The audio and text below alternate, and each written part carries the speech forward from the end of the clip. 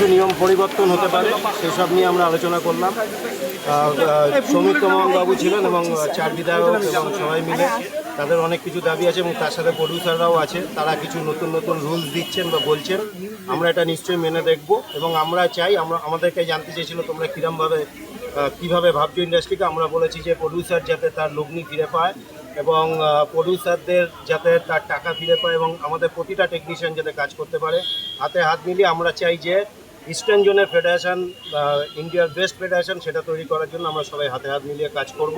তাতে আমাদের কিছু কিছু ওনারা প্রস্তাব দিয়েছেন, সেটা আমরা বিবেচনা করে দেখব। কারণ আমরা ওনাদের কাছে সবার আগে দাবি করেছি যে আমাদের ফেডারেশনের যে অচল অবস্থা সেটাকে কাটানো হোক, কিছু মেম্বারদের নামে যে এফআইআর করা আছে সেগুলোকে তোলা হোক। ওনারা সেগুলোকে আশ্বাস দিয়েছেন যে এরকম ঘটবে না।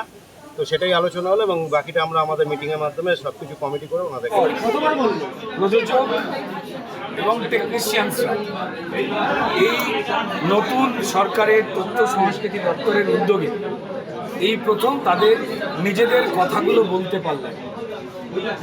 তথ্য সংস্কৃতি দপ্তরের উদ্যোগ এই সরকার চায়, সম্মানীয় মুখ্যমন্ত্রী চান যে একটা কাজ তৈরির পরিবেশ তৈরি হোক যেখানে ভয়ভীতিহীন হবে এবং কার কোনো চাপ তৈরি হবে না। আপনারা জানেন যে দীর্ঘদিনের কিছু হওয়া জটিল, খুব দ্রুত সেটার সমাধান হবে। আমি ধন্যবাদ জানাবো পশ্চিমবঙ্গ সরকারকে, ধন্যবাদ জানাবো মুখ্যমন্ত্রীকে যে খুব পজিটিভ দিকে টেকনিশিয়ানরা এগোচ্ছেন, প্রযোজকেরা এগোচ্ছেন, এই ইন্ডাস্ট্রির জটিলতা কাটাবার। সরকার খুব হ্যাপি, যা কথা হয়েছে আমাদের মধ্যে একটা ঠিকঠাক আলোচনা হয়েছে।